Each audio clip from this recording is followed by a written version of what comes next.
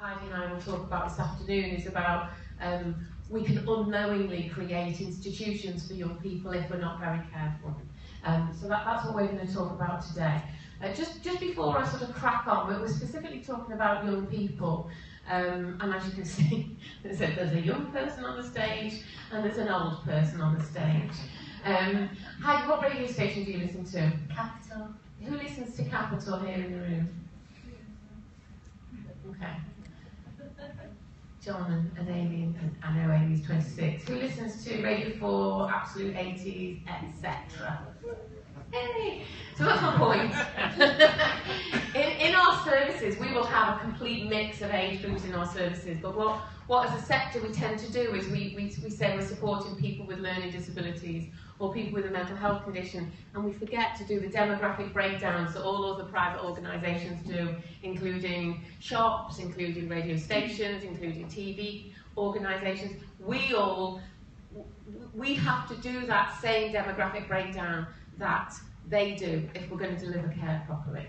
So we've got Heidi Neville. Heidi is a peer reviewer for community integrated care, and she also receives support from us, which we'll talk about in a moment, and myself, I'm Cath Murray-Howard, Deputy Chief Exec. So it's about young people today, and it's about knowing that their rights come first, but their choices and their needs are really key, and we'll hopefully show you how simple it can be, because it does sound obvious. Just think about when you were a teenager, or if you've got teenagers now. I have a 14-year-old, I have a 23-year-old and another 23-year-old. And I was a teenager myself. I was a teenager in the 80s, and I know a few of you obviously were the enthusiastic, absolute 80s hands that went up. And I was probably fairly revolting as a teenager and got up to stuff that I shouldn't have done. And it's no different for teens and young people of today. They do exactly the same. So one of the things I want us to consider is that the wildest and daftest things that we got up to as young people and our own teenagers today. So we had a think in the office about the things we get up to. And this is just that, we discussed the fact that my two teenage boys, when they were teenagers, would come in after having had alcohol, tiptoe up the stairs and then proceed to be the noisiest in the toilet ever when they were vomiting, whatever they did earlier. So toilet seats would break, I think, John, you described nearly setting the house on fire trying to make a pizza one night when he'd come in. Phones getting lost, going on holiday and coming back to find a house trashed because a son had promoted a party on Facebook. And then not managing their money properly. And I think that's something that all young people do. That's a rite of passage. What did you say about that before, Heidi? That's just being a teenager and being young. Young. Yeah. But in our world, we do a risk assessment of that. Goodness me. My boys would be in one of those specialist homes, I promise you, because they got up to all of that stuff. So again, one of the things that we do in our sector is we look at people and their condition. I think someone said this morning, trait. Actually, it's often about the age that we are. So a little bit about community integrated care. We're changing. We have been going for 25 years now, actually 27 years, and we used to be CIC in the middle period, and then we went back to the future and went back to the name that created us. In other words, what we do, where we do it, how we do it, delivering care. We are aiming to modernise, and we're very much changing the balance of power in the organisation from what used to be a very staff-led hierarchy, probably quite traditional way that we would deliver services, to changing the balance of power so that people we support tell us how things should be. We're also a growing organisation, so in the last sort of 3.5 years we've gone from turning over about £93 million to about near enough 105 million, and we have 5,000 employees. That's all in the name of something really, really important. It's just about making the lives of people we support better, and that's absolutely core to our strategy. Heidi and her colleagues, which I'll move to in a minute, helped us develop something called the Golden Thread, which is about bringing alive our strategy to our staff so that they understand it's only about changing the lives of the people we support. So, over to our peer reviewers.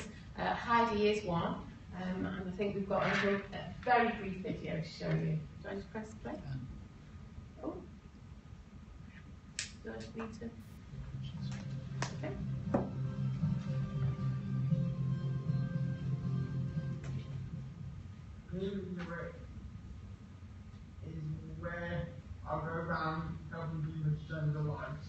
having the best quality of art, and I really enjoy it. Being a play reviewer, I feel that I want to help people get to receive a great quality of life, and they're living the life they want to. Could we sort of limit what we're trying to add? I like to think that I know what good care is supposed to look like. I can put myself in the position of that person. What would I expect in this situation? I judge people's lives by mine. I feel very strongly that I want to change people's lives for the better and make them aware of everything that they can do, but the thought of them. It's important to me to have a job because if I did before, I was just dossing around the house doing nothing. So now, I've got this job, and now it's improved in my life, and I really enjoy it. I want to go on with it, and there's no stopping me now. Wants me to do this job to I guess tell people it's okay. It's okay to challenge people and say, well, I'm not happy here, I need changing. So that ended with Heidi. Heidi and her colleagues are employed by Community Integrated Care. Jamie, James and Anne-Marie, and there's another lady called Sushma. And they will actually go into services and spend time with people. Listen, what's the thing about that, Heidi, that you think is the most powerful about what you do?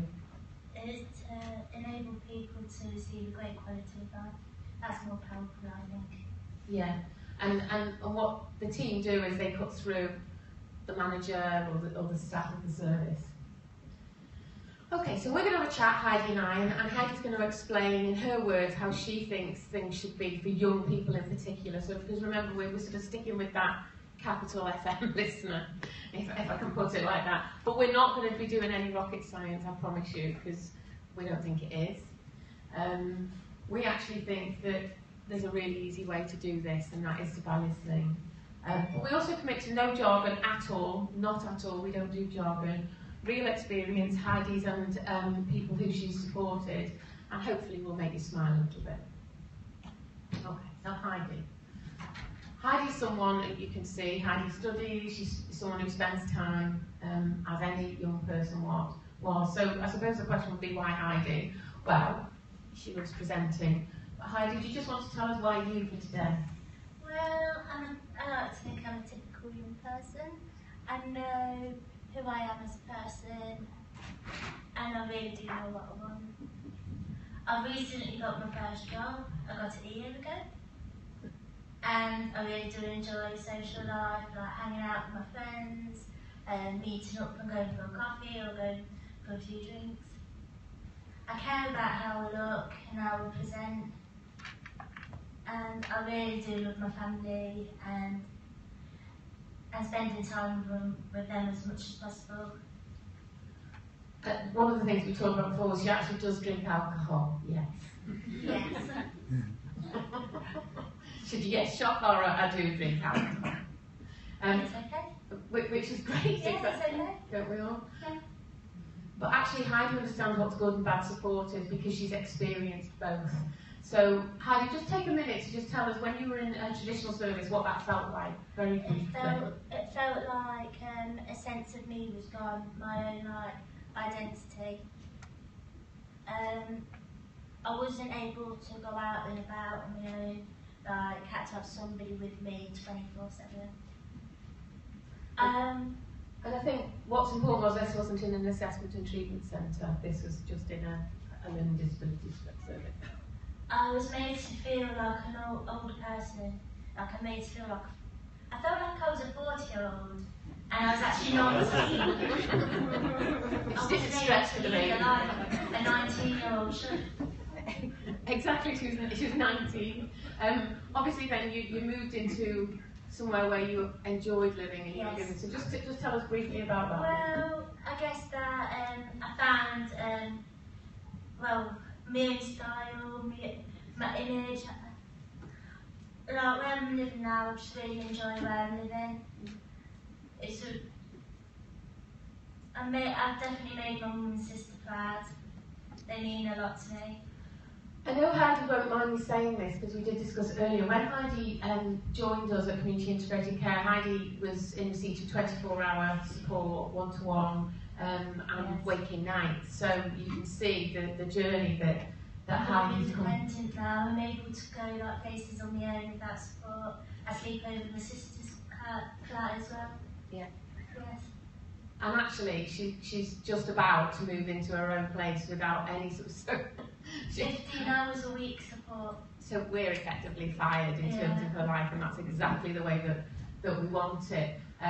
She isn't fired from us, though. She stays being a peer reviewer, so she's still got her job, and Yes. it's fantastic. She does a brilliant job at it. So what I thought we'd do is just have a quick chat about the bits and the bobs that create that wonderful life that's enabled Heidi and enable other people.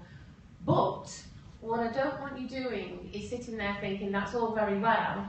Heidi's dead articulate, she knows what she wants, we've got people in our services, we've discussed them all day today, who are complex, who are challenges. We have a whole range of people who we support at Community Integrated Care. We've got 382 services, and the range is completely across the spectrum, right the way through to specialist services.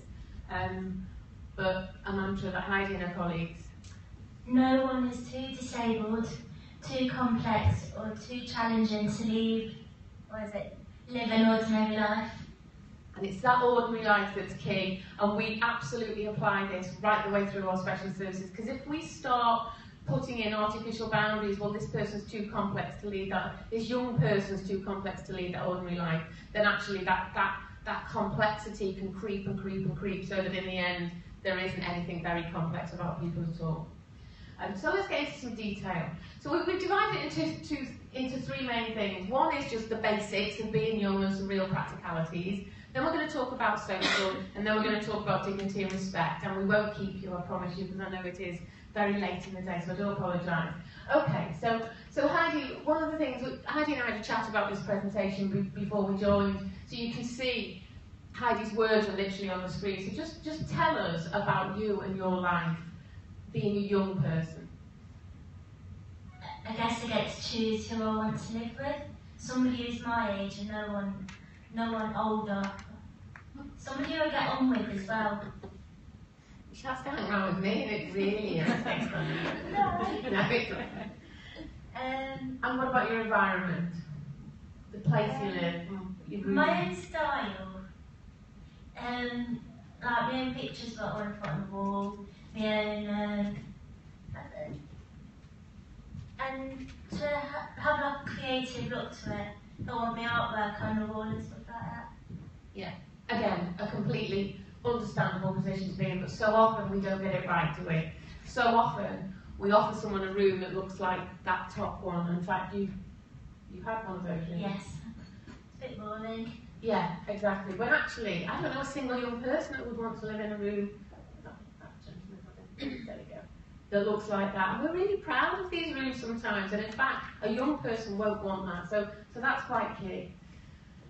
Okay, day-to-day living, I think we talked about just being bored, yes. senseless sometimes, you know, day in, day out. If you aren't able to do what you want to do, what's life like? Disappointing, bored. I've been into some of our services before we started our change programme, and there would be 3 or 4 people sat, similar age to Heidi, in a living room with support workers watching Jeremy Kyle. Now, that, apart from that is horrendous for anybody, frankly. It's not actually right that young people who are at the beginning of their lives are having that kind of life. Keeping up with the Kardashians or something like that, that's very young. Typical young person's programme. Yeah, my 14-year-old introduced me to that the other day. So socially, how do we ensure that young people are living the same lives as their peers? Heidi tells this story. You see the top left picture there? Just tell us about that particular, what that means to you. I wanted to go to a Katy Perry concert. It was a bit last minute, so they called me up a night before just to say you can go to the concert, but you've got to pay by card. We don't personally, well, back then I didn't have a personal card. And we have to have 2 members of staff signing a signature on the checks. Yeah. So Heidi wasn't able to go to the Katy Perry concert. Well, she got rubbish tickets. But if you look at the disco, when did you go to the disco, Heidi? A Wednesday evening. Who goes to a disco on a Wednesday evening? But that was the activity a 19-year-old was being asked to do. And a Friday in the day from 2 till 5. Again, who goes to a disco on a Friday? This stuff still takes place. 20-year-old music. Stuff that we quite like. I mean, it's just and actually that's real stuff that's happening now in real services that are across our country for young people. Fashion, you know, this is something that astounds me. We've experienced a case where we acquired services from another provider, cheaper providers, and the manager said it's all right. A hairdresser comes in every 6 weeks and cuts everyone's hair. These are people who are 19 years of age. I don't know a 19-year-old who has a hairdresser comes in and has the same hair. You and I would have the same hairdo. I mean, it's ridiculous. So fashion is key. What shops do you like to shop at, Heidi? TK Maxx, New Look, House of Fraser. Exactly. So no different. And it's really important as providers that we just respect and remember that youth. Television programmes, what did you say to me before about shared lounges, communal lounges? Because in reality we have houses that are shared, we get that. But what's really important is that we really look creatively with the space that we have in those shared houses. Some people have a telly rotor. A telly rotor? They have to pick and choose what programmes you want to watch. And did you say at some point you lived with someone who was much older than you in their 40s? Yes. So Antiques Roadshow versus the Kardashian. You already know what Heidi's choice would be. Well, we just wanted on TV all day, every day. If she lived with someone who only wanted to watch ITV all day, every day. You know, in all seriousness, that can't be right, can it? That's a young person's choice in their life as they're growing up. Okay, so finally on respect and dignity, and this is really, really fundamental, isn't it now? You know, this is absolutely key. Again, this is all stuff that Heidi talked to me about, so just describe to me about how, so the first thing is the people who you supported by. I prefer somebody who's like, are young or young at heart. Okay, so if I can somebody who gets younger people. If Amy can stand up. This is Amy. Amy's come with Heidi today. Amy works at Community Integrated Care. How old are you, Amy? 27. 27. And they both listen to Cath, and I hope you can sit down. Thank you. And so, actually asking people to select their own staff. We all do this thing where we do recruitment practices, I know that. But do we actually allow the person to select the staff? Because that's going to be key to people. Not necessarily the same age, although in Amy's case, Amy is. But someone certainly who's young at heart. What about that sort of getting connected, meeting people, doing exciting things? Like who likes similar interests than me, who likes going out shopping or going to the movies. Yeah. And when you were at college, Heidi actually said that to me. When I was at college, I used to have a support worker with me at college. I just didn't like it. I felt like they were breathing down my neck. I'd rather have like my own space at college, make friends for me, not because I have a support worker. That's how it felt. What we do in this section is we call that an outcome if someone's going to college. We say, we've delivered an outcome for Heidi. It's not an outcome for Heidi if she's going along with her support worker and coming home with a support worker and she isn't making friends and then she's being taken to the Wednesday disco for the pleasure. So it's really important that we just see that young person as just what they are really. We use one-page profiles a lot, don't we? Yeah, the one-page profiles are really good. They're kind of like if one staff member likes going shopping or going shopping, going out for meals, and the person who's supported like shopping and going out for the meals, and they're more connected. They'll get on with each other, and I guess that will make a happier person, happier staff member. We did say this wasn't rocket science, and it isn't, is it? In terms of this, Heidi got really passionate about this at lunchtime. Just say what you were saying there, Heidi. I like to, in a way, if I make mistakes, I'd rather deal with them mistakes myself. Because before, I would make a mistake and then they were just taken out of my hands. I wouldn't be seen like capable enough to deal with their mistakes. And they'd be put on a risk assessment somewhere. I think that's what we do as a sector. We put things on a risk assessment because someone's made a mistake that the rest of us are allowed to make and then learn. It's like that label that travels with you for the rest of your life. That one mistake or that few mistakes you made to continue in your adult life. Yeah. So that's really fundamental. Again, we can all be forgiven. It's really important we think about the same.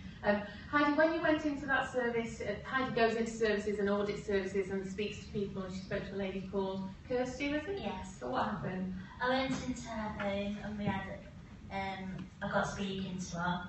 Halfway through the audit, I asked if I can go round the house and went into a bedroom and she had a personal care routine taped up to a wall. When it's like, had remembered to brush my teeth, remembered to comb my hair, just to remember things. I wouldn't like that in my room. A staff member had put that there as guidance, and I suspect that was to enable that person, but it's unknowingly treating someone with not treating someone with the dignity and respect that they deserve, unknowingly and unwittingly, but still it's the same. Much rather a post on your wall, wouldn't you? Not One Direction, though. No, John put One Direction on.